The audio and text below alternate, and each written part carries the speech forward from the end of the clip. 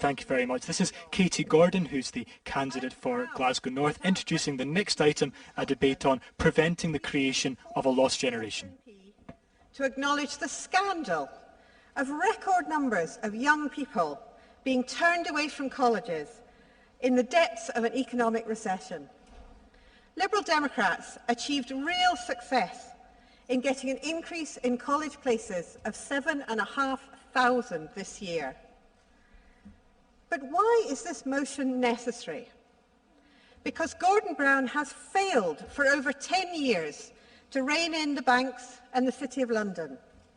He has led us into the worst recession since the 1930s and has stamped on Scotland's young people's hope for their future.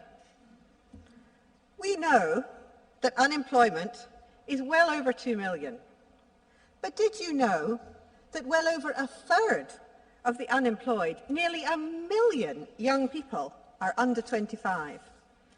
Did you know that youth unemployment in Scotland has doubled in the past 2 years? And did you know that graduates are finding it harder than ever to get jobs? This after being burdened by Labour with huge debts from tuition fees, apart from in Scotland, of course, and told they can afford this because they would get well-paid jobs once they graduated. Well, I'd like to say to Gordon Brown, come to Glasgow North and meet some of the students I speak to who are so worried about their future job prospects. Come and talk to recent graduates like Chris, who despite being an outstanding student, struggled to get a job and ended up having to move to London to find work. Come and talk to the school leavers using Byres Road Career Centre, who despair of ever getting their first foot on the career ladder, thanks to a recession made in the banking halls and the dealing rooms of London. There is a real danger now that the biggest fallout from the credit crisis will be a lost generation of young people who never make the transition from work, college or university, from school, college or university into work. Research shows that being unemployed when young tends to create permanent scars, whereas unemployment for older people has a more temporary negative effect.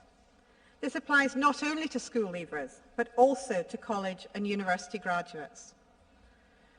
Consider for a moment what it must feel like to start out on the career ladder with the thought that you might have 200 rivals for every job you apply for.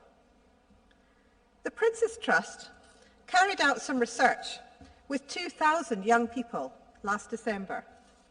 They found that unemployed people, young unemployed people were, and I quote, significantly more likely to feel ashamed, rejected, lost, anxious, insecure, down and depressed, isolated, and unloved. There is no doubt about it. Unemployment hurts. It hurts individuals, it hurts society, and it hurts the economy. So even bankers focused on their bonuses should stop and think. Where will the productive workers of tomorrow come from if we don't look after the skill levels of the future workforce today? As a careers advisor, over the years, I've interviewed many young people. Those who are the hardest to help are the ones with no hope. Their parents don't work, their grandparents don't work, and they don't think there's even a chance that they will work. Is Labour proud of creating a society where more and more young people have lost faith in their future? As Nick Clegg said yesterday, Liberal Democrats want to create a fairer society where every child gets a fair start. That includes a fair start in the job market. Fellow Liberal Democrats, this motion gives us the tools to do so. We want to give young people meaningful employment experiences, whether through paid internships, a faster route into apprenticeships, or access to practical personal development programmes. That's why we're calling on the Scottish Government to expand the Skills for Work programme so that many more young people can try out different career options and gain critical employability skills before they leave school. That is why we want to strengthen partnership working between colleges and schools, so young people get the lifelong learning habit early. And that is why we want to increase funding to third sector organisations which give young people more choices and more chances to get a good start in the labour market. But it doesn't end there. This motion recognises that to access education, you need to eat. Hungry students do not learn well. It is a scandal that thousands of students this year waited months to get the loans and grants they had been promised. Should we be surprised? This Labour government has burdened students with more debt than ever before.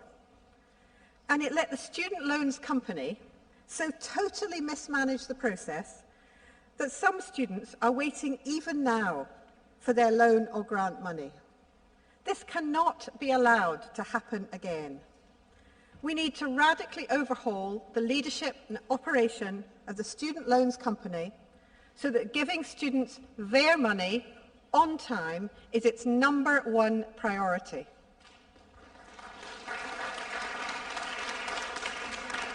We Liberal Democrats know that students are this country's future.